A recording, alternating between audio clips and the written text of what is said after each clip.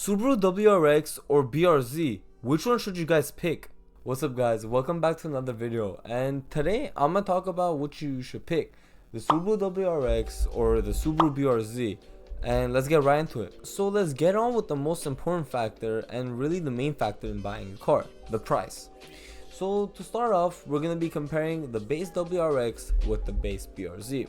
So the pricing with the Subaru WRX base starting off with $29,000 and the pricing of the Subaru BRZ starting off with $28,000, there's not that big of a difference, but there's more to it. So with the Subaru WRX being a higher displacement engine with a turbocharger, it's gonna have a worse MSRP and with it being more heavy. But with the BRZ, it being a coupe, it's gonna have a higher insurance rate, and yes, it does have back seats, so it negates a bit of the insurance, but the insurance rate compared to the WRX are just gonna be completely different. So with all that being said, I think the Subaru WRX and the Subaru BRZ are pretty equal on the playing ground here with their pricing.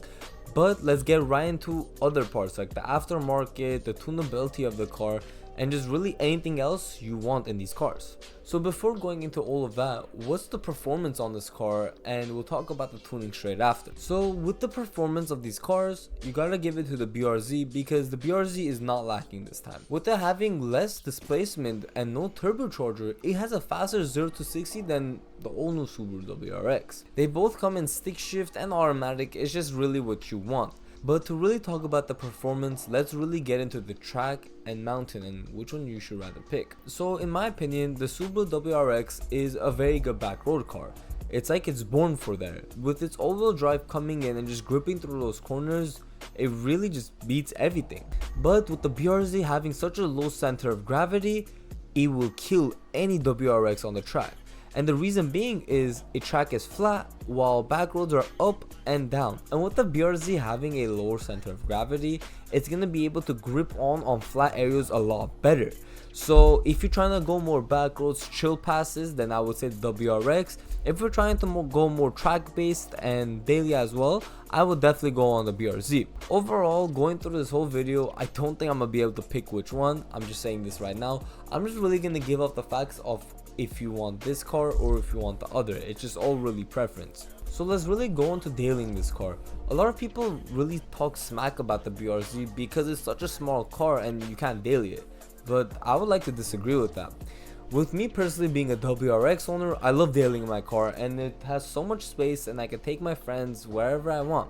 But the BRZ is really not to be messed with. So the Subaru BRZ has 4 seats in the back and has pretty spacious trunk seats.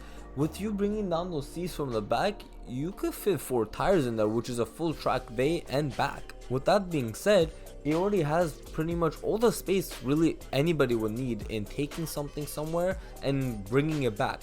The one difference it has between a WRX and itself is really how many seats there are in the back that people can sit in. Because with the BRZ, if you're sitting in there as a fully grown adult, you're not going to fit in. Your feet are really just going to be smashed onto the chair and not going to be comfortable whatsoever. So with that being said, once again, this category is just straight up off of preference. If you want to have a car where you could really take your family around or friends around, I would pick the WRX. But if you just want a daily car that is good with MPG, that comes in stick shift, and you don't really mind driving people around, but you can still fit stuff in the back and in the trunk, the BRZ is in it all day. And in my opinion, I would put the BRZ over the WRX here because driving my friends I don't really do too often.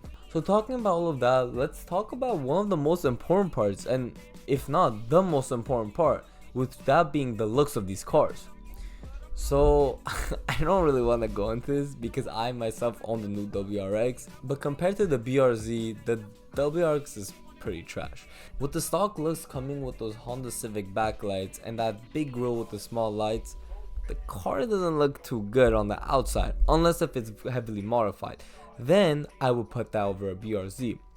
And I would like to say that as well, the BRZ stock comes beautiful. I think it looks very nice, and compared to the WRX, it really kills it off looks. Talking about all of that though, I really do think with seeing all the mods the BRZ comes with, I don't think it really has a chance with a fully modded out WRX looks wise. So once again, if you are planning to mod your car out and looks wise, I would definitely pick a WRX just after the mods. But if we're going stock for stock and we really don't care about lowering the car, adding new tail lights, all that stuff, the BRZ any single day, no questions. Now let's get into the final and if not the most iconic part of owning a JDM car like the Subaru BRZ and the WRX, which is going to be the tunability. So with me being in the Subaru WRX community, I know this car has crazy tuning ability, and really the main problem holding it back is the turbo size, of course, and the transmission it has on. But with the BRZ, I haven't heard too much besides crazy big turbo kits that can push the car up to 600 horsepower, which is crazy.